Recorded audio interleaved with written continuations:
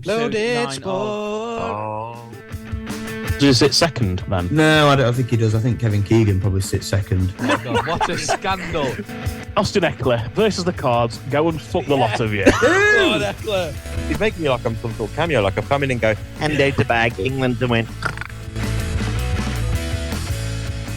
Hello and welcome to episode 12 of Loaded Sport, where today we are going to be reviewing the weekend's action. That's week 14 of the NFL season and the quarterfinals of the 2022 World Cup in Qatar. Joining me to go through Why that, do you sound right happy about talking about it? because when I don't sound happy, I get called a miserable bastard. So I thought Delighted. He sounds delighted. He does. This is the one time you would have got a pass on side being miserable. But He's anyway, cosplaying as me. He must be. Carry on. Well, you've introduced yourself now, haven't you? Skin and Kemp are joining me to go through week 14 of the NFL. Mr. Dawson, man with the mic, you little Christmas treat, you. I want to light you up like a Christmas tree and put balls all over you. Oh, you struggled there. I thought you were going to fall over halfway through. No. I think that's a It's good all result under after last control. weekend's Oh, dear. okay Oh, attempt, dear. but that's much better. Welcome Yeah, back, Kemp. Welcome back. Skin, Hi. will come across to you first, I guess, to really bring the tone down as we discuss England against France. Yeah, before I do that, mate, I just want to address the lower amount of opinions and heads tonight. Mudge is getting prepared to go to the Philippines for Christmas. Can't be bad. And Sam is absolutely bolted up with this flu that's going around. I've got it, but I'm pretty early into it and hopefully won't get much worse, but I couldn't miss this opportunity. Adam, I do have a message for you, though, before we get into the request of talking about England versus France. So I was going to play this for you, mate. Dawson, Kemp, how are you, boys? I hope you're well. Adam, just remember, mate, the listeners just don't care about what you say, so just shut the actual fuck up, please, mate. Yeah, just come on, mate, leave it out, all right? Just a little message for you from Mudge. Told you, Sin told is me a to can't shut be up, a- didn't I? Yeah, when you said earlier, it's like he's here because Kemp were giving you shit. I thought, actually, why not go one step better and get a little message for you? But anyway, England versus France, Saturday night. Hopes of a nation had increased after a very positive start to the tournament, being the top scorers, joint top scorers, was it? I think it was top scorers, weren't it? Only conceding 2 goals. And unfortunately, it wasn't to be. We're recording this a day late due to other things and illnesses and stuff like that. So my fire for talking about it has died down a little bit. But the main talking points are A, the referee's performance, which was shocking regardless of result, and B, Harry Kane's missed penalty for his second attempt. But I think we've got to look at other things, and the reason I've gone first is because Kemp will have a very wry smile and a very "I told you so" approach when I've finished. But we could and we should have won despite the referee's performance in that game. We could and should have gone to extra time despite Harry Kane missing that penalty, but we didn't. We went out 2-1 to a team that, despite being one of the pre-tournament favourites, I don't think on the day were better than us because they weren't. England were the better side overall. I think someone would have to put a very good case forward to argue that. But we know the only stat that matters at the end of 90 minutes, 120 minutes or after penalties or whatever it is that scoreboard. And France scored twice and we only scored once. So the issues for me, and again, this is where Kemp will very happily say, I told you so, and has been telling us so for quite a long time now, but was the fear or the hesitancy around pulling that trigger on changing tactic. Now, why Mason Mount came on, I don't know, to play in that middle role, because you can't put Rashford there or you can't put such and such there because you're replacing Henderson. It's more of a central midfield role. So that attacking talent we've got, you can't put there in quotation marks. Mason Mount in 14 games this season for Chelsea, 14 league games, has scored 2 goals with 2 assists. James Maddison, going into this World Cup, was one of, if not the most informed England player in the Premier League. He has been pivotal for Leicester's climb up the table after their shocking start, and in 13 games has 7 goals and 4 assists. And I can't remember who I saw it off, someone on TalkSport, but they basically said, was James Maddison picked purely so there wasn't a load of media sort of discussion around him not being picked? And I have to say that seems like a fair assumption to make, because why he wasn't brought on in that situation, I do not know. When you look at their form over the season, especially recently going into the tournament, yes, Maddison had an injury, but it wasn't too long term, and he was in phenomenal form leading up to that. Now, anyone that wants to say, well, Mason Mount won the penalty, he didn't really win the penalty, did he? Saka with the first penalty, I'd say he won that with his run into the box to dribble around the players, taking that touch away from the player to then be fouled and go down. Mason Mount made a run. Well done. He made a run. He'd just come on the pitch. So, he should be the most energetic and fittest bloke on that field at that moment in time. He made a run, and for some unknown, crazy reason, Teo Hernandez decided to absolutely run through him. So I would describe winning a penalty as a bit of skill or something like that, similar to what Saka did. Mount didn't win a penalty. He just got run through for absolutely no reason. He was no danger. He wasn't in a position where he could have potentially scored at that moment for the foul. So, again, any arguments about, well, Mason Mount won the penalty? No, I'm not having that. I'm not having that at all. Then you've got Marcus Rashford, who was our top scorer at that point into the tournament, has had a pretty good season for Man United, or at least a much improved season. He'd found some form. He'd had a lot of confidence. He scored 2 against Wales. He scored after coming on with his first touch against Iran in the first game. He came on in the, 85th minute? Just after Harry Kane had missed that second penalty. So we'd been 1-0 down, granted not for a very long time. We'd got back to 1-1 through a set piece or a penalty, and he was still sat on the bench up until the fact that it was still 1-1. Jack Grealish, one of the most fouled players in world football, came onto the pitch in the 98th minute and was on the pitch for about 20 seconds before that final whistle went. Why? What purpose did he have? What could he have done in that short amount of time? I would love someone to come forward and tell me a reasonable argument to explain why our top scorer in the World Cup came on in the 85th minute, and a player who brings fouls upon, he's like a magnet for fouls, is not brought on with reasonable time against a back line and a centre midfield that could not handle our players, who were getting rougher and more desperate because we were gaining momentum, and he came on in the 98th minute. So, yes, the referee had a fucking shocker, a shocker. That first goal shouldn't have stood because of the foul earlier in the game. The fact that it had to go to VAR for that second penalty to be given, he had a shocker. But we could and we should have won that game, or at least got to extra time despite that. Yes, Harry Kane missed a penalty, a pivotal miss that will no doubt live in his mind for a very long time. But despite that, he still scored one, and we could and we should have got to extra time at least, despite him missing that penalty. And again, I've been one of the biggest defenders of Southgate, one of the biggest, supporters of him and what he's done for the culture of that team. But what he has done with that team is nowhere near what he has done to that team. And at some point, no matter how much good work he has done, we've got to realise is that has he taken us as far as he can with what we deliver on the pitch? And there's not really any argument, and I know we're fresh off the result and the defeat and the disappointment, but there's not really any argument to say that we're going to be better in 2 years' time going into the Euros and have a bigger chance, because the only reason that would be is because the South American teams and strong teams won't be there. So, yeah, I mean, that's my thoughts. I'm running out of breath because I'm really poorly, but yes, the ref was wank. Yes, Kane missed a penalty, but why? And again, some of the comments I saw in our forum about, oh, it's easy in hindsight. I was screaming for it at half time. I've got the messages in the group chat where I was saying, move to a 4-2-3-1. Foden's done nothing out on the left because we're attacking that right-hand side because they can't handle Saka and they can't handle us. Move Jude back because he was phenomenal defensively. So he could have quite easily played that role. You put Foden in the middle, you keep Saka out right, you bring Rashford on the left, and you go for it.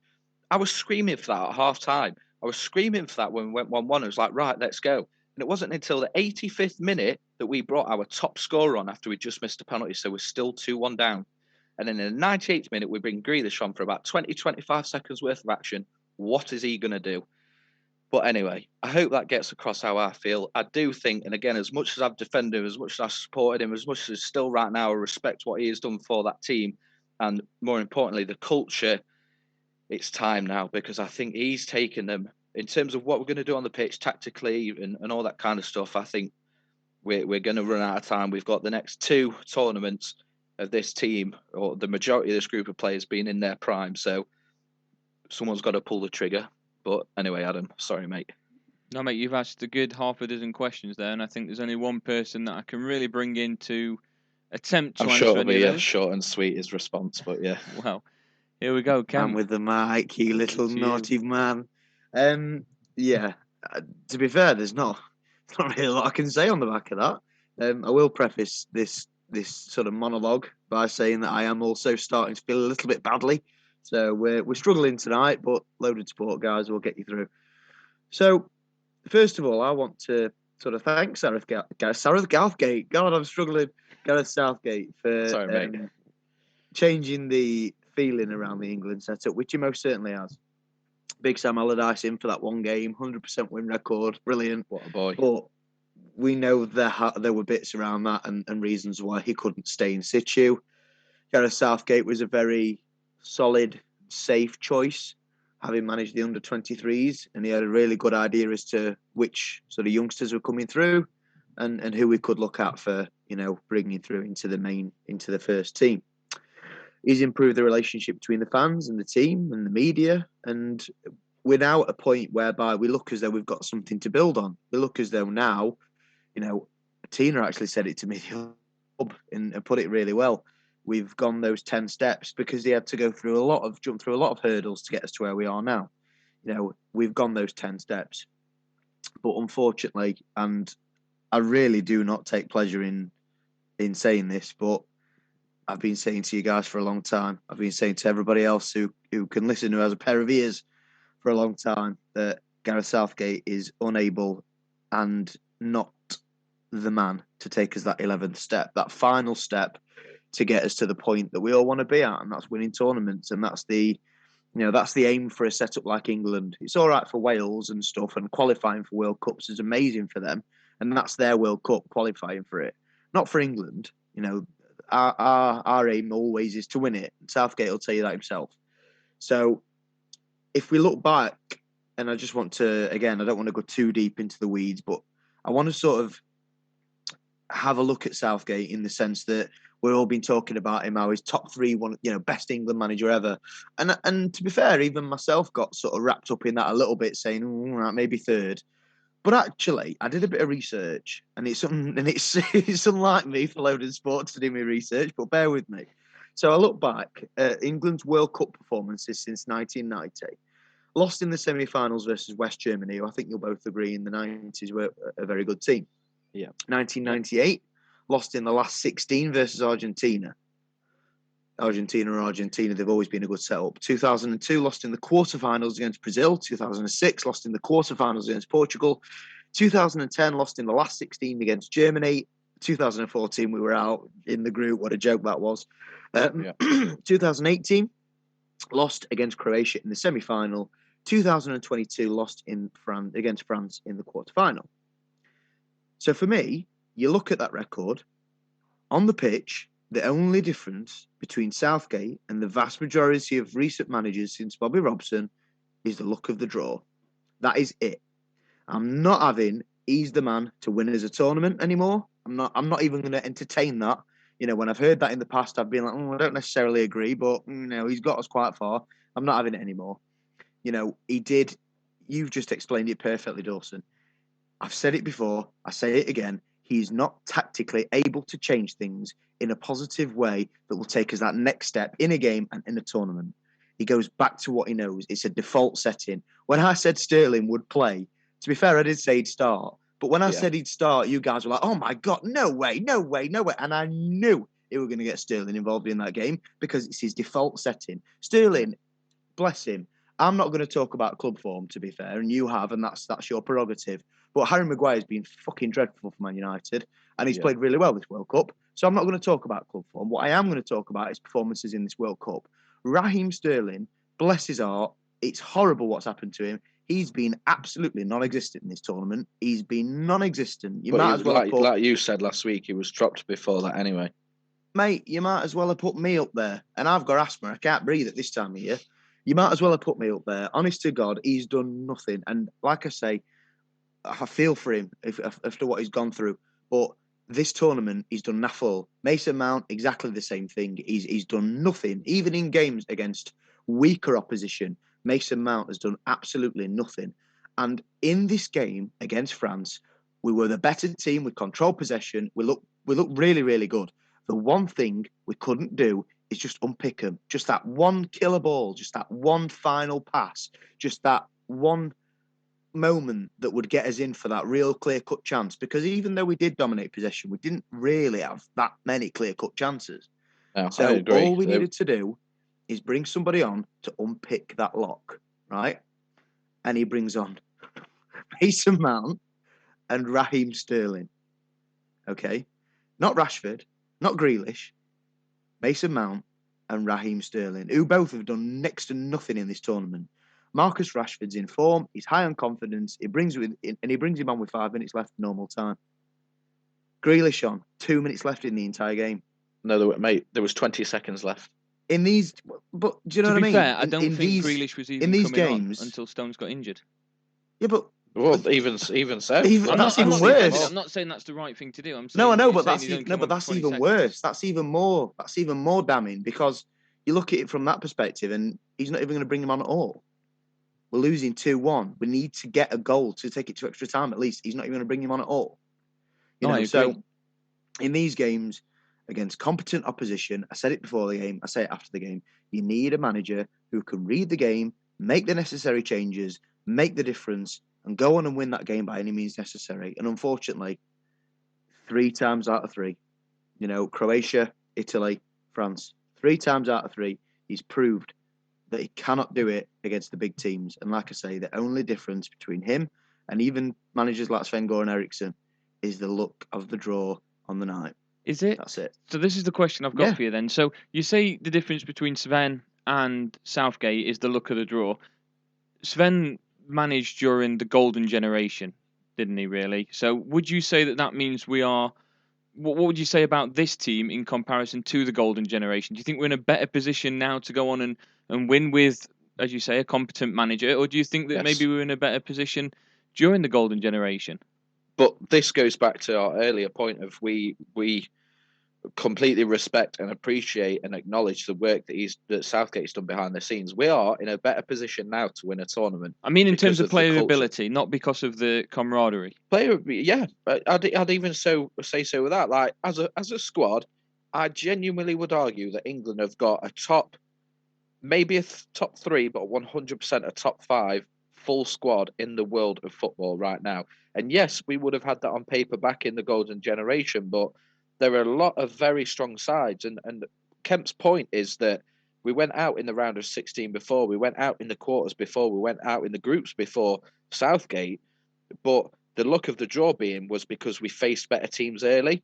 Whereas if you look at the teams that we faced in 2018, 2020/last year and this World Cup, we got lucky. The term luck of the draw is just the fact that we didn't face a decent team or a 50-50 team up until later in the tournament. World Cup in 2018, we lost to Belgium in the group stages where we faced the team, but fortunately, we were already through. Lost against them again in the 3rd place playoff. Comfortably lost as well. We were never really in the game. So I think that's Kemp's point, is that Southgate just got lucky that we didn't meet a higher placed team up until a bit later in the tournament. But yeah, we are 100% for me in a better position now to win a tournament. But that's not just because of players on the pitch or the ability of the players on the pitch. That's everything. Because in 2006, during that golden generation, we spoke about it last week, that team on paper was phenomenal, but they hated being there. So what's the point? We would have done better with a team, if that was an 8 out of 10 team on paper, we would have done better with a 6 out of 10 team on paper that was so fucking happy to be there, and we're all invested on doing the same thing and achieving as much as they could, but they hated being there. So it doesn't matter how good it was then, because they didn't want to be there. They hated the culture. They hated how they were managed, and so what's the point? It's irrelevant. This team now, by a million miles, is a much better team to win the tournament. But I cannot see how we're going to do that, because again, we flip it around now. Yes, great things are great behind the scene. Yes, players can't wait to get on tour with England. Yes, they absolutely have pride in their shirt now, and it doesn't matter who they play for on a club level. But if their manager can't change things at the right time, again, it's irrelevant. Like both things have to match up, and we've flipped around what we didn't have in the past. We've now got the squad again as well as the culture. But if a manager isn't going to bring your top scorer on, we will be. Marcus Rashford was on the pitch for less time. Oh, sorry, let me rephrase that. The time between France going 2-1 ahead and Marcus Rashford going on was longer than the time Marcus Rashford came on in the final whistle. That is fucking criminal in a World Cup knockout game where you are 2-1 down and your top scorer is on the bench longer than the time between him coming on in the final whistle. And then again, yes, Jack Grealish hasn't been in the best form. Yes, he's got a big spotlight on him because of his fee for Man City and things like that. But he's shown when he plays for England that impact he has as a sub. And again, he drives at players, he attacks at players. He would have been perfect in that situation. The French defenders couldn't handle him. And he's coming on with 20 seconds left. And like you said, Adam, was that only because Stones got injured? Mate, it's too late now. I think it was. Before it's too late, let's just make a change. The culture is going to be there. The manager that comes in is going to want to uphold that culture because they know how important it is. But they're going to be someone that makes the decision at the right time. Okay, so there's already been a couple of managers rumoured to be interested in the job. Southgate steps down tomorrow morning. Who, if you're in charge of the FA, are you looking as your number one candidate to replace him? Do you want to take this one first, Kemp? Yeah, I can do. And actually, our other good friend Liam was in the pub watching the game the other night as well. Shout out to Liam, love you lots. He made a very good point about I don't think that the England manager shouldn't be English. I think it should be the same as it is. If you're a player, you should be English or have that English heritage, I suppose, and be able to qualify to play for England. And I'm not saying I disagree with that. I think it's a good idea. Unfortunately, that's not a rule at the moment, which means I can make my pick outside of that spectrum. And that's at this moment in time where I would make my pick. And if they were available, it would be Eddie Howe or Graham Potter. Unfortunately, they are not available anymore. They're not on the market. So it has to be, for me, a foreign manager.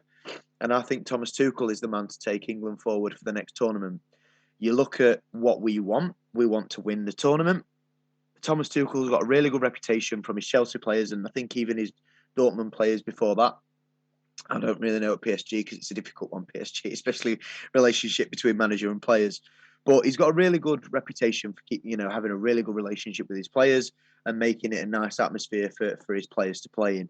And I think that's really important. I think bringing somebody in like a Mourinho or somebody of that character into this England setup would ruin a lot of the hard work that Gareth Southgate's done to build that environment. So you want somebody that can maintain that, but also, in my opinion, is much more tactically able to change it and to maybe bring players into the setup that we've not seen. Some of Gareth Southgate's favourites. You're struggling with that name tonight. I know. Some of Gareth Southgate's favourites might have to move away, and that's for me a good thing. So I think Thomas Tuchel's the man. I think he's the person to take us into the next tournament. Give him a contract till after the Euros. If we've not done any better after the Euros, then we can reassess. But, the definition of insanity is doing the same thing over and over again and expecting a different result. And if we do keep Southgate in post, I do think that's what's going to happen. Fair enough. Skin? I agree pretty much with what Kemp said there. Ideal world, Eddie Howe, but the position he's in at Newcastle now, that's not going to happen, is it? Or it's extremely unlikely. Thomas Tuchel, I think tactically, you see what he did. It was so harsh for Chelsea to get rid of him. We've said it at the time, but his record with them was fantastic. He did really well at PSG, and clubs he'd managed that previously. Another name that I will chuck out there, because this is a name that I've mentioned quite a few months ago, and it's recently come back up since the loss with the talks of Southgate potentially leaving. But Brendan Rodgers, yes, he's Northern Irish. Yes, he's not English, but I think when he was at Liverpool, he got so close to winning the league. What he's done with Leicester, they could have quite easily had a massive downfall after winning the league under Ranieri, and he's done brilliantly well. He was the manager when they won the FA Cup, weren't he? And yes, they've had a poor start to this season, but he's turned it around. They didn't sign anybody in the summer, so it's a really tough position to be in. They lost key players as well, such as Kasper Schmeichel. a leader for that team and integral to the success they've had over the years. And again, they didn't sign anyone, so no surprise really that they had to start. But again, he's turned it around with what he's done tactically. Players like James Maddison, the form that I mentioned earlier that he's been in, and I think again how he sets up his teams and how they play, I think give him that squad of players, and I think he's up there in terms of that good mix of man management that we no doubt, like you said, Kemp, with Mourinho, we don't want to completely lose, but B, that tactical nuance and decisiveness in how he approaches games could tend us quite well. So yeah, I'll put his name out there as well as someone we've not discussed. Is there anyone that you can think, Adam, that we've not mentioned already? Yeah, and I mentioned him when just before Southgate actually got the job, and Sean Dyche at the very beginning. I was literally just about to interrupt to say, can I guess? Is it going to be Sean Dyche? I wish I had now. But yeah, it sorry, is, and maybe I'm a little bit biased, but for me, I thought Dyche or Howe, prior to Howe getting Newcastle and prior to Southgate getting in the England job the first time, I think now Dyche is kind of out of the running because he's been out of the game for too long. He needs to get a club and kind of like reassign himself with club football before he gets that opportunity. Does he though? International Does he level. though? Like, I think so. Yeah, I think he's look been at gone look for at a Eddie while. Howe. He was out of the game for. I kept saying it for ages. I don't understand how Eddie Howe's not been picked up. It's different though. It's different. I think it's different.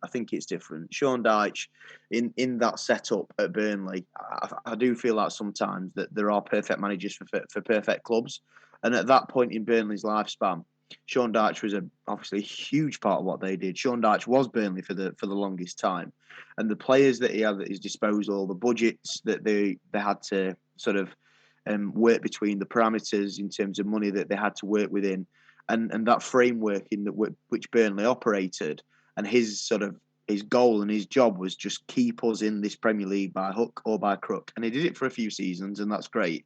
But do I want him as England manager? I mean, his style of football's really, really archaic, but barbaric at times. And the players that we've got, they're so, we've got such skillful players. Jude Bellingham, Phil Foden. A lot of what we want is these players creatively expressing themselves and breaking down teams with some lovely football. And is Sean Dyche going to be able to bring that? I don't know. Sean Dyche, for me, you might as well get Big Sam back, rather than Sean Dyche. So well, that's what I mean. Not for me on that. That's what I mean. He needs to get another club and reassign himself at club level and prove himself at a club that. I mean, he's only ever, I believe, really of note managed Burnley and Watford, and Watford he didn't do very well. He didn't do much at all at Watford, and Burnley obviously with no success you've just mentioned. So for me, he needs another club. Based upon his Burnley success, I think if he did go to another club, and I think if he did do really well, then maybe. But Sean Dyche also needs to prove that he can manage in a different way. He can manage in a different guise. If he takes over another club and they played sort of a different style of football, maybe a Swansea or somebody like that are known for playing quite possession-based football. If Sean Dyche can do that and facilitate that, then maybe. But at this point in time, I think he's very one-dimensional, and I think that's what we've got at the minute, a very one-dimensional manager, and obviously it's not working out very well so far. Well, in my opinion. 100%. No, I agree with you, and I think that kind of sets it as Eddie Howe. And you say he's kind of out of bounds because at the moment he's with Newcastle. Is he? If that option or that opportunity arose for him, do you think he'd obviously have something to think about? But he's got a choice of sticking with Newcastle or going on to manage England. And I think to some managers that is a bit of a no-brainer. But Eddie Howe or like you mentioned, Tuchel. I'm going to pronounce it Tuchel. It's probably wrong, but it's fine. I'm going to go with it anyway. I think they're the two that I'd really go for, to be honest. I don't think Eddie Howe's on the table. I think it's quite obvious that he feels like he's got a project at Newcastle and he's doing pretty well so far. I don't think anybody agree with that. He's just surpassing all expectations. The money that Newcastle will be paying him, the project that the feel-good factor around him there at the minute.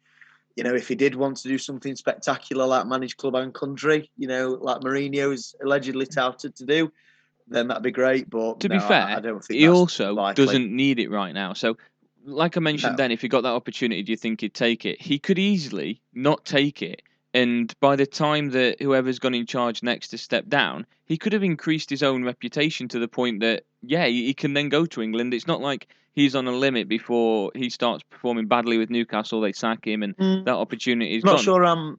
I'm not sure I 100% agree. I mean, Newcastle have had a very, very good start. I'm not questioning that. They've been brilliant.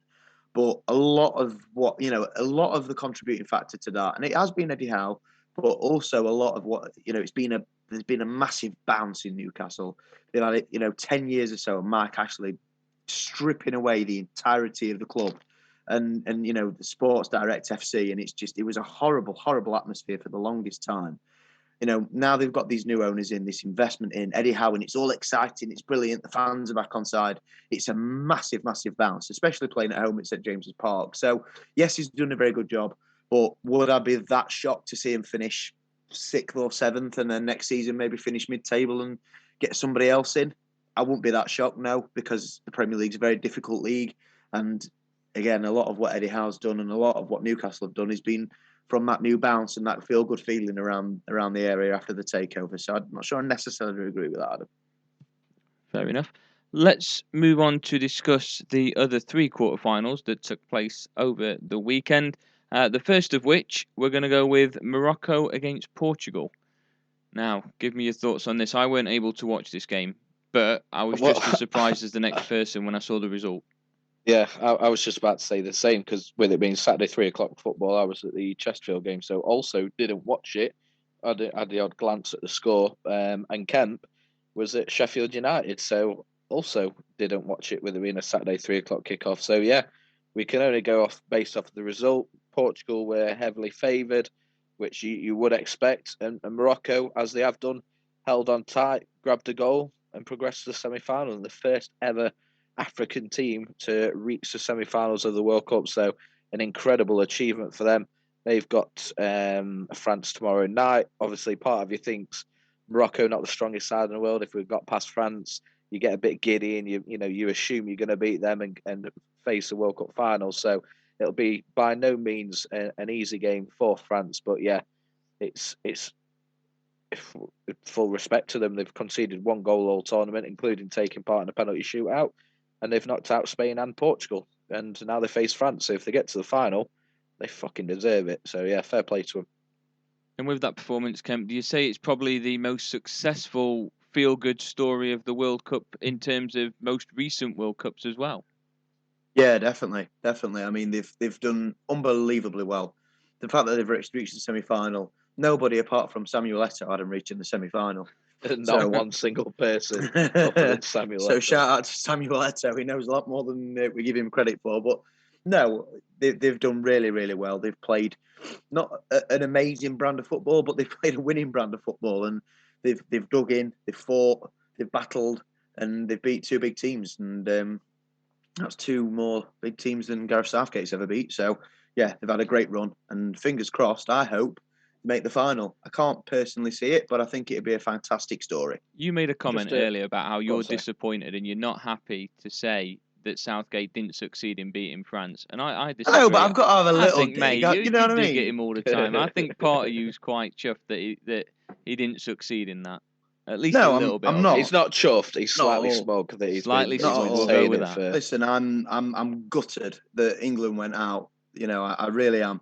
I was in the pub the other night, like I say, with the lads, and I was extremely disappointed. But you always like being vindicated, don't you? When you have a sporting opinion that sometimes is quite controversial, and a lot of people don't disagree with you and say you're wrong or for this reason, for that reason. For you then to be proved right, you're not going to be fuming at that, are you? It vindicates your footballing opinion. And while I might not be right about a lot of the things, especially NFL a lot of the time, I like to think I know my football. So no, you did well there, mate. And you have been saying it for a very long time, which is why I asked if I could open, because I felt like, it was a better way to go. But just to quickly back on Morocco before we move on to the other 2 quarterfinals. But I read somewhere that their manager has only been in charge for 8 games. So, I mean, what a run. He's made the World Cup semi-final in his first 8 games as Morocco manager. So, not bad at all, that is it. So, we know who we need to replace Southgate. There you go.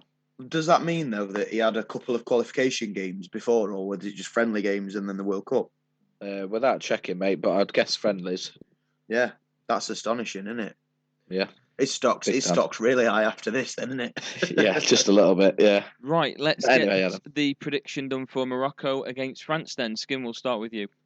Should we not cover the other two quarter-final games first? Well, I or thought we'll while we're- do that and then cover the semi-final that got a result of them quarter-finals. That makes sense. That makes sense. I have gone. What did I go? I filled this out earlier because I was filling some bits out. 2-1 to France in normal time. Okay, Kemp. I think it's going to be 1-0 to France. I think it'll be a scrappy game. I don't think it'll be an entertaining game. I think a lot of it will be Morocco sitting behind the ball and France trying to break them down. But I feel like they've got the quality to do that. So, yeah, 1-0 France. Nip and tuck. I'm going 1-1 and France to win on penalties. Nice. That'll be a good way to close the semi-finals off. I do quickly want to rub my own helmet, actually, because it's something I've not mentioned. But in last week's preview, I talked about Griezmann being one of the most underrated players, and that battle in the middle of the park was key for who got the win. And if you look at who assisted both of France's goals, it was Antoine Griezmann. So that's just all thought he I'd did, put though, that out to there. be fair. Granted, obviously, So you need that's to all do, you mate, need when to you're that do. good of a player. There you go. That's all you need to do. And that's why you bring Marcus Rashford on with more than fucking 5 minutes to go. And yeah, but anyway, we'll not get back into that. Move on to the other quarterfinals. The two quarterfinals that took place on Friday, one at 3 o'clock, one at 7 o'clock, both finished level and went on to penalties. We'll start with the 3 o'clock between Croatia and Brazil that finished one apiece before Croatia finally won 4-2 on penalties. Kemp, I'll come to you for this one first. Yeah, I mean, it was a very disappointing performance from Brazil. I think everybody will probably agree with that. I think a lot of people thought Brazil were going to be the favourites going into the game, especially. They've been playing some decent football and they've had some really good performances. They came unstuck. They looked passive. They didn't look like they could break Croatia down. And I think Croatia, in the end, they did enough. They won the penalty shootout. They held the nerve, and they did enough to win the game. And you've got to take your hat off to them. Croatia have been a quite a successful team over the past few years, and at England's expense one time as well. So they're a difficult side. They're not a side that's easy to beat, and they proved that over the weekend. So hats off to him. They're playing against are they playing against Argentina in the next game as we speak tonight? Yeah. So are they going to come through that? I mean, if they do, they're going to be upsetting folk. And imagine if it's a Croatia-Morocco final. That'd be interesting. Yeah, definitely. I'm going to slightly disagree with Kemp's assessment of that game. I think Brazil had a lot of chances. They played quite well, but Dominik Livakovic, who's the Croatian goalkeeper, had, for me so far, the goalkeeping performance of the tournament. In that second half, he was unbelievable. Brazil came out. They looked like they were going to try and finish it off in 90 minutes, and they just couldn't get past him. He was like a wall. And yeah, Neymar scored that very good goal where he pretty much just ran through the midfield and the defence and was like, no, I need to sort this shit out. And then, 116 minutes on the clock, Brazil are going through. And Croatia get an equaliser, albeit through a little bit of luck with the deflection, and then won on penalties. So, yeah, what a result for them. They've not won a World Cup knockout game in 90 minutes since 98, and they've reached 2 semi-finals. So that says everything about how tough they are to break down and how they grind out results. But clearly it's working for them. Got to the final last time. They're in the semi-finals this time. So if it ain't broke, don't fix it. They're experienced as well, and I think this is the last we're really going to see of this Croatia side as well. So I think for them it's like one last hurrah, isn't it, really, to go on and do what they can. Moving on to Netherlands against Argentina. Argentina walked away 4-3 winners on penalties after a 2-2 draw in regular time. And I'm going to kick things off by asking you both. Skin, we'll start with you. That free kick from the Netherlands in the final moment might just be the most training ground free kick I think I've ever seen, including the one that led to, I want to say it was John Stones that scored against Panama. Panama, yeah. What can you say? For me, game of the tournament so far was absolutely unbelievable. It was chaos. A record, what was it, 16, 17 yellow 16, cards? Yeah. 4 goals. Argentina were 2-0 up with, 85 minutes on the clock. And it ended up being on penalties, 90 plus 11 minutes. They had the biggest balls ever known in the human race to, like you say, pull off that free kick routine. It's something that Weghorst has done that at club level. Forgive me for not remembering who it was, Wolfsburg, Werder Bremen, something like that maybe, but he did the exact same thing. It was going about on social media after that. So something that he's been a part of before and successfully put in the back of the net. So confident in doing so. But again, doing it at a club level in a random game, doing it on the training ground, again, is one thing. But doing it in the 101st minute of a World Cup quarter final when you're 2-1 down takes massive balls and well, just pure ice in your veins to still stick it in the back of the net. So yeah, fair play to him. But yeah, for me, game of the tournament so far, and Messi's quest to become the absolute unarguable GOAT of all time continues. Right, so what we'll do is we'll get the predictions now for Argentina against Croatia. At the time of this recording, it is still 0-0 as it stands, so I'll say it's only fair that we can probably get a bit of a prediction in there. Skin, I'll start. Kemp, sorry, I'll start with you this time.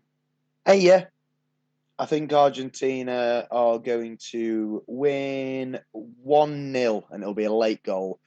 I think Messi is going to get them over the line. It's a real last push now for, like Dawson said, and everybody said it, to be fair. If Messi does win this tournament and Argentina do win this tournament, I think he does go down as the GOAT, and I think that'll drive not only Messi but the team to sort of get that extra power in the legs and get them over the line. So I think that's what they'll do. I think they'll win 1-0, and I think Argentina will be in the World Cup final. Nice. Skin? Pre-game, I had 1-0 Argentina as well, so I'll stick with that for now. What about you, mate? Me, I'm going to go with 0-0 and Argentina to win on penalties. So we've all gone for an Argentina-France final, which I think some people may have predicted at the very beginning, to be fair as well. Just a very quick question to you both, if I may. We talked about Messi's quest to become the GOAT there. Just two players that I want both of your opinions very quickly on where you'd put them. So Luka Modric, Ballon d'Or winner, carried that country on his back at times, phenomenal player, won a lot of trophies at club level, including 5 Champions League for Real Madrid. If he takes Croatia to the World Cup and wins it, where would you put him on that level of best midfielders of all time? Kemp, I'll start with you. He's got to be up there. Ballon d'Or winner. Not everybody can say that for their career. And it's not just, a Ballon d'Or winner like Michael Owen, where, have had 3-4 seasons at an unbelievable level and then, faded away. He's been consistent, ever since he sort of pitched up for Spurs, and even before that, God, 10 plus years ago now. He's been a consistent player, a creative midfielder who's not just done it for club, but done it for country as well. He's got to be top 10, I'd say, in the best midfielders of all time. I don't think he quite cracks top 5 just because of the sort of ground that covers. But yeah, no question about it. He's really got to go down in the record books as one of the best midfielders of all time. Like I say, probably top 10, Dawson. I don't know if you agree. Well, I was just thinking, if he does win the World Cup on Sunday for Croatia, does that help his case for the top 5? Probably not. No, probably not. I know it's a bit of a countering my argument for Messi being the GOAT, because if Messi is the GOAT, then he wins the World Cup and vice versa. But I think the ground that covers is less than the ground that Modric covers in the sense of being a midfielder. You look at the players that have played in that same role or a similar role, and it's very, very difficult to put him in top 5. You're getting rid of a lot of unbelievable players. Yeah. To get him in that top 5. So I don't think so. That's fair. Adam, very quickly, where would you rank Modric, assuming that he lifts the World Cup on Sunday for Croatia? I have to agree with Kemp and say top 10 overall. I think there's so many good midfielders that have been through the game, even in recent years, that I think still rank quite highly above him, regardless of whether he wins or not. The bit that remains in my mind is that time that he was at Tottenham for. And I think obviously he never really had the as much success, and he wasn't really as highly regarded as he was or now is, should I say. So that's always playing on my mind. So I'd have him top 10 if he can go on and win it with Croatia, because like you say, he's been carrying that side on his back. Okay, very, very quickly then, with no explanations, just yes or no, or top 5, top 10, whatever, or absolutely not. If France win the World Cup on Sunday, Rafael Varane will be a 4-time Champions League winner, multiple-time La Liga winner, and also a 2-time World Cup winner as well. So, Kemp, very quickly, where do you think that level of success would place him on the best defenders of all time? Top 25, maybe. I get it. He's been a fantastic defender for club and for country, But you think about where a lot of those trophies have come from, where those Champions Leagues have come from. They've come from Real Madrid. They've come from that unbelievable side.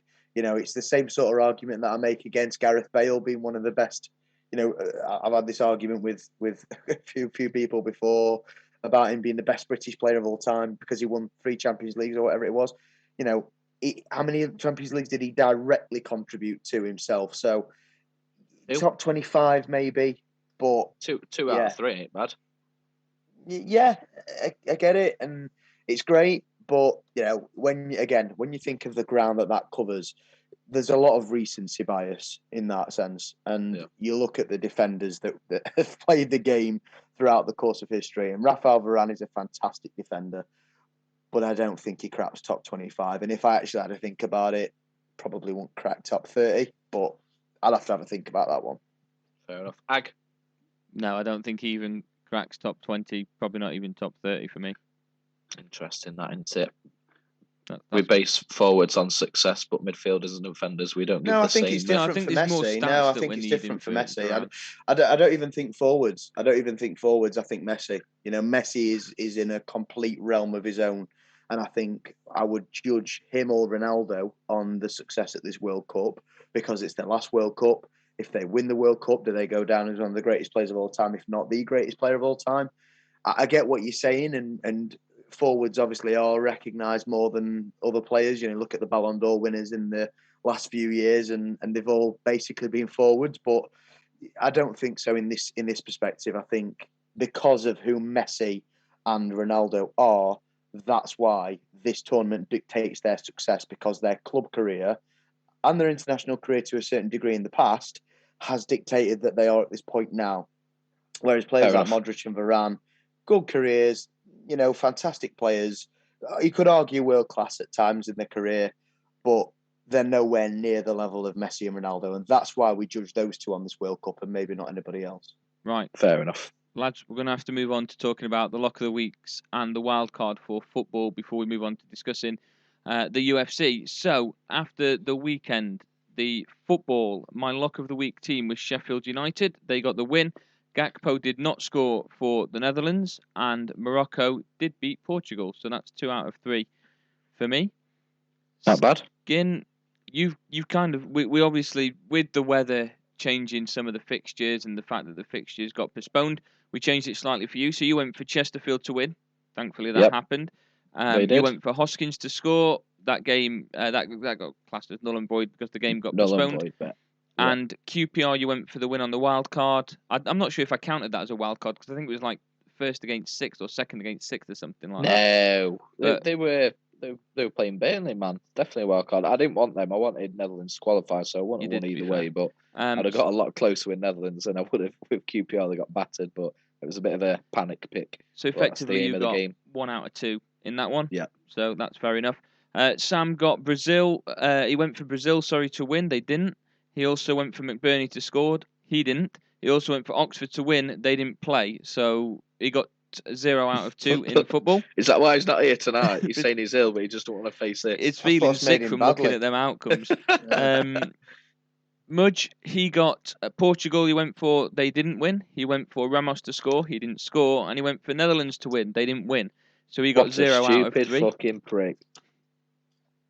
Kemp, you went for Yeovil to win. They didn't. You went for Richarlison to score. He didn't. Recall. Mate, I've said nothing about Ricky! Sarah Southgate, have I? So let's leave it.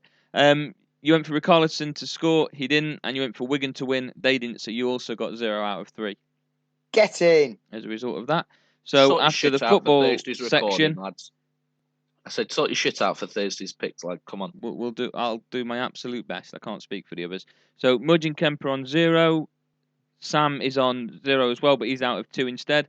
Skin's on 1 out of 2, and I'm on 2 out of 3 after the football round. In just a few moments' time, we'll be coming back to discuss UFC 282.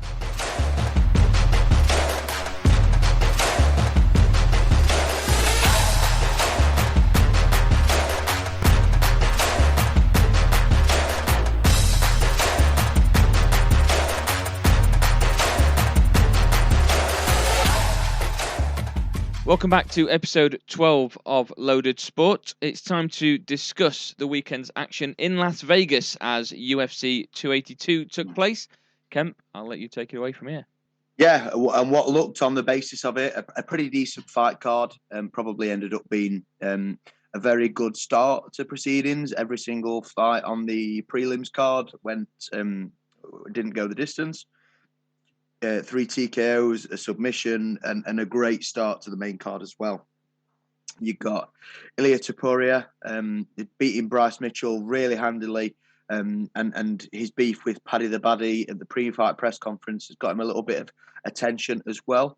So a really, really good win for Ilia Topuria, and he looks like a real contender in that division. Duplessis beating Darren Till by a face crank in the 3rd round, which we all unfortunately saw coming. Darren Till isn't in a great spot at the minute in terms of fighting, but he looks as though he's in a good spot in his personal life. He looks very happy and very chipper, and I don't think the result. Yeah, and I don't think the result changes that. I think he knows that he's sort of reached his ceiling in the UFC, maybe against Woodley, and I think maybe he'll go on to do other things now. And I think I'd like to see him do that as well. Santiago Ponzinibbio defeated Alex Morono via TKO.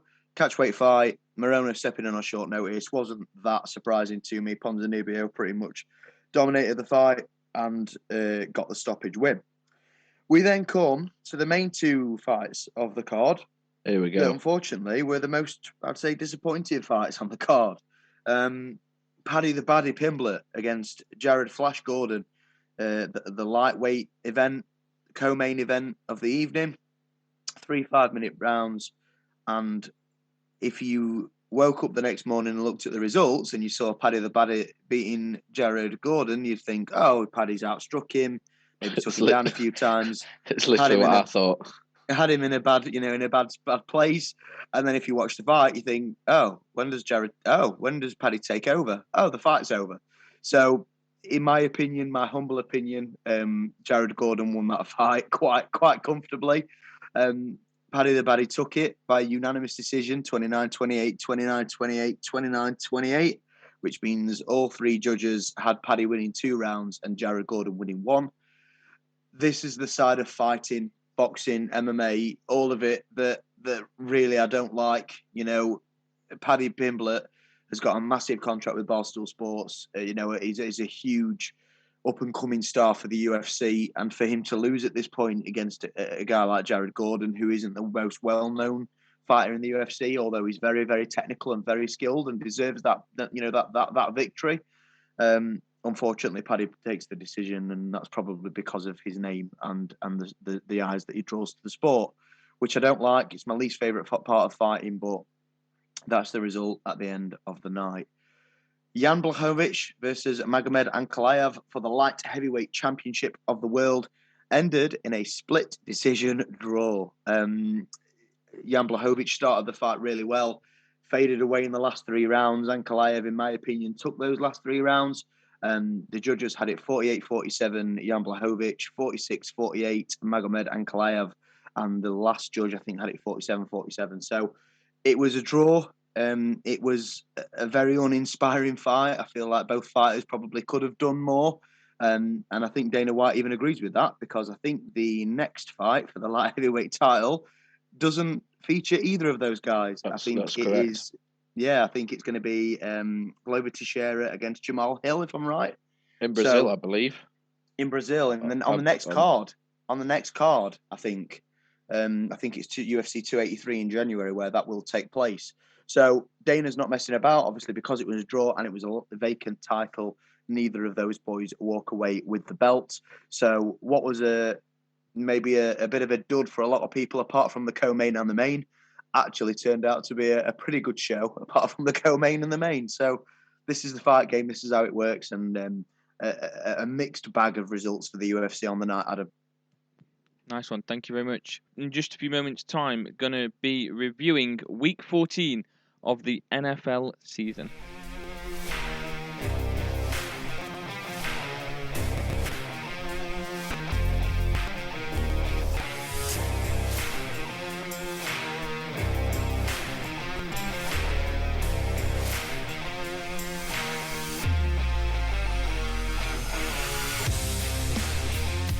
Welcome back to episode 12 He's come back to talk about the NFL. You think you're special? He's You come do. back.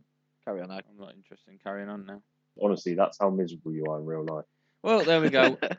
And then see the real you, mate. Spoiled the surprise. Go on, Aggie. Spoiled the surprise there much, but welcome back and thank you for joining us to go through week 14 of the NFL season. Thank you for having me. I wish I was here earlier, but there's a strike at the moment in London, so I couldn't get back in time. But thank you for having me, boys. Lazy bastards! Fucking get a job. Right, That's a discussion for another time. we will kick things off by talking about week 14 and looking at team of the week. Skin, I will start with you on this one. I love it when you come to me first. I mean, come on me first. That's my team of the week, and fuck the lot of you because I was that mad that they got took off me for wildcard of the week, is the Detroit Lions. Beat previously 10-2 Minnesota Vikings 34-23. We've spoke about them on one of our earlier episodes about what they needed to turn those high-scoring performances into wins, and they seem to have cracked it. They're in absolutely phenomenal form, and somehow I think they started the season 1-6, was it? And they've somehow got at this stage of the season, they somehow have a chance of making the playoffs, and it's absolutely phenomenal. I can't believe it. So yeah, for me, just for that team spirit, for beating such a highly ranked team, up to that point, and still hard to be fair on 10-3, it's nothing to be sniffed at. But yeah, Detroit Lions for me are the team of the week. They finally found that missing piece, which is turning those points into wins. So fair play to them. I'm glad someone's mentioned him because it brings me on nicely to apologising to everybody that I slated for believing that my lock of the week bastard. of the Vikings, mainly much, my decision to go for the Vikings to beat the Lions. And I think was it just you and Sam, wasn't it, Mudge? Sam weren't happy because he puts a tenner on our football and NFL locks of the week, so he was already blaming you for him losing that bet before any of the games had started. So you guys you guys knew what you were talking about a little bit better than I did, and there we go. So I'll apologise. Hold my hands up. That one was on me, the Vikings losing to the Lions. Kemp, we'll come to you next. Say it with me, boys. 1 and 2. Anal beads. Cowboys! Oh, sorry. You'll never hear me say that ever. I thought he was wanted anal beads, but It's not Dallas Cowboys. It's not Dallas Cowboys. It's the San Francisco 49ers. Unbelievably, just who is Brock Purdy? Where did he come from, and how do we get him Irrelevant, in New York? maybe. How do we get him in New York? Is he the new Davis Webb? He's better than Davis Webb. Only just. Yeah. 185 yards, 2 touchdowns. Christian McCaffrey on fire. Deebo Samuel on fire. Brandon Ayuk on fire. Yeah, it was a fantastic performance against the Bucs. Dominant throughout. 21 points in the second quarter. They're my team of the week by a fair margin. I'll tell you first ever rookie quarterback to beat Tom Brady. Yeah, in his first start. In his first start. Sorry, yeah. It took nearly 25 years to do it, but yeah, fair play to him. Great stat as well. That I'll tell you what, that's 2 out of 2 so far. Because when Jimmy G went down injured, I think I mentioned as well on the podcast that has us as the favourites for the NFC West, and San Fran just crumbling, and that certainly hasn't happened. So I'm 2 for 2 at the moment for stupid comments that have been proven wrong. Mudge, let's go. See what you've got for me. I want to make 2 points quickly. Honourable mention. Honourable mentions are the Lions, because obviously they were my main pick as well. But because of a snake draft, a certain Sam White got lucky in that aspect. Yeah, I think with the Lions, they've always had a good run game this season. Like you said, they've finally managed to churn out wins.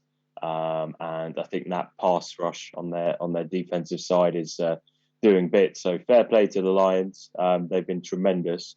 The 49ers have been incredible as well. I think shout out to Kempy as well. That's a good pick.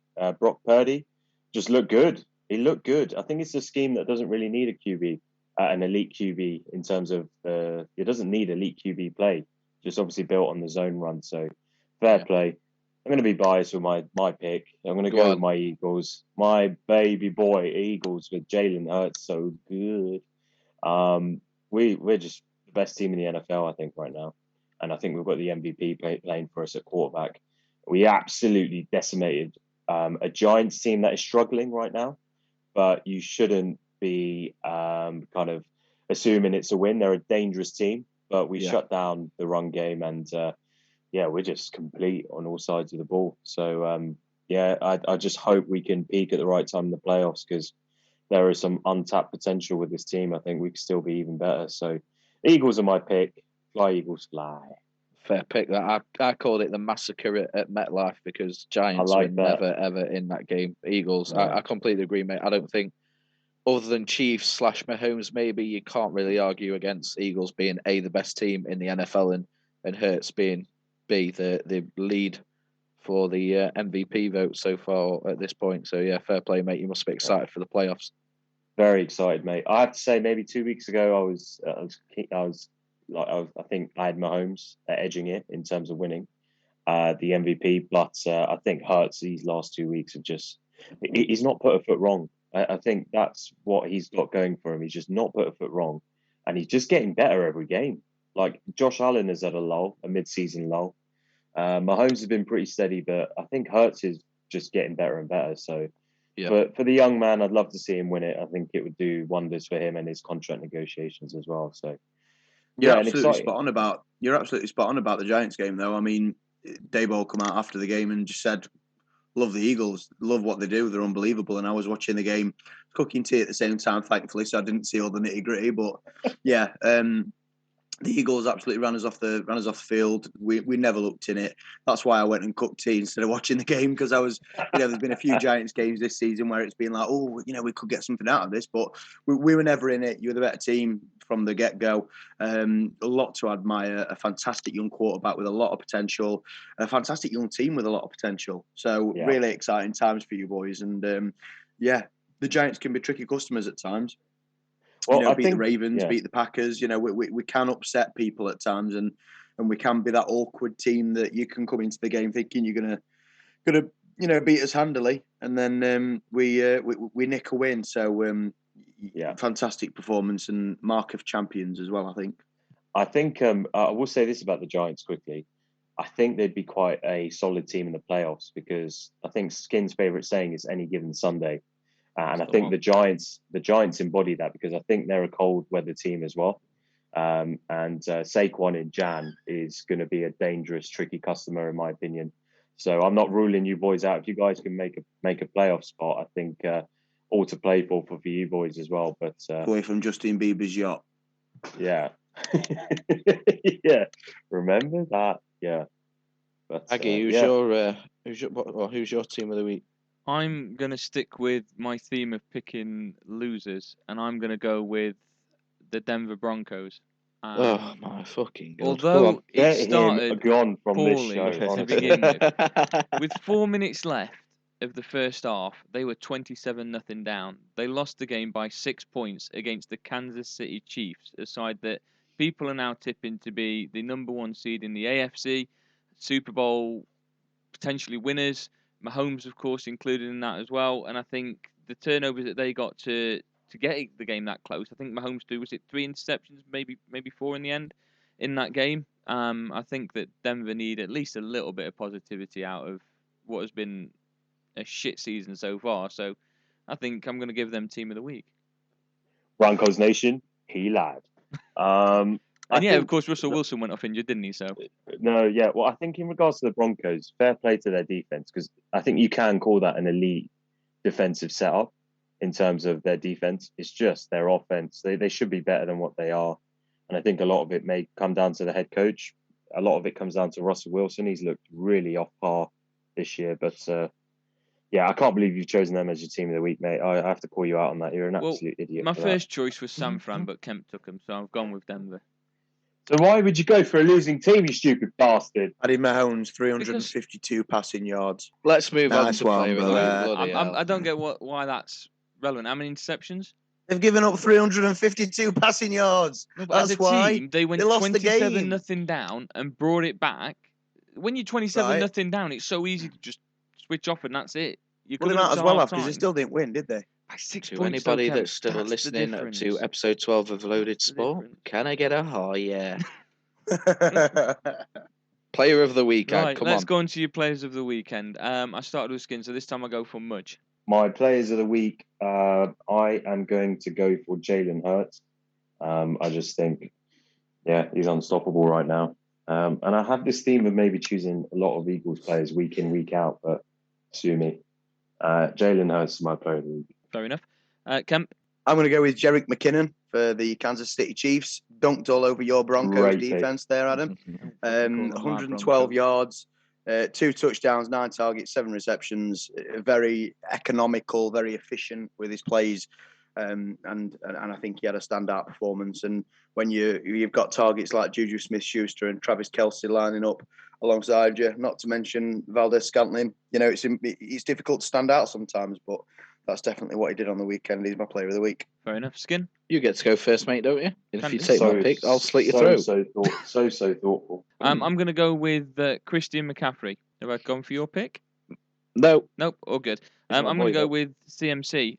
14 rushing attempts, 119 yards, and a touchdown in a San Fran team that I thought was just going to fall to pieces. He had a receiving touchdown as well. Receiving touchdown on top of that as well. In a side that absolutely destroyed the Buccaneers. So I'm going to give mine to CMC. Fair enough, mate. Fair enough. No, you didn't take mine. I'm going to give my player of the week to the man that over the years has faced a lot of criticism, and for the most part it was warranted. But my player of the week is Jared Goff. I went with the Detroit Lions. Yeah, went with Lions as my team of the week. I wanted them as my wild card. Me and Kemp have got a £50 bet that Jared Goff never wins a Super Bowl in his lifetime, because the joke at the time while he was with the Rams was that he was holding them back. Rams then went and traded him to the Lions for Matthew Stafford and won a Super Bowl, so kind of obviously backed up that thought process and that decision. But Goff this season has gone very under the radar in terms of what he's delivered in the stats. And this weekend, 27 of 39, 330 yards and 3 passing touchdowns. So, yeah, I think I'm always of that. If you're going to give someone shit when they deserve the shit, you've got to give them the praise when they deserve that. So, yeah, for me, Jared Goff this week. That's fair enough. Let's have a look at the locks of the week and the wild cards and just see what that did to the scores. Despite being on 2 out of 3 after the football round, I went for the Vikings, Joe Mixon, Wank, and the Steelers. Wank. So I went 0-3, which gave me a total of 2 out of 6. Wank. Sam went for the Chiefs to win. They did. He went for Kelce to score a touchdown. He did not. But he also went for the Lions to win in a wild card, which they did, which meant he got 2 out of 3, which gives him a total of 2 out of 5, considering that Oxford got postponed. Mudge went for the Eagles as his team. They did win. Yes, AJ mate. Brown to get a touchdown. They did. He Yes, did, mate. should I say. And the Browns to win, which they did not, which means Mudge finishes on 2 out of 6. And Kemp, his team was the Cowboys. They won. Cowboys! They saved me. They saved me. Fucking saved you, Jesus. He went for Saved's an CMC. understatement.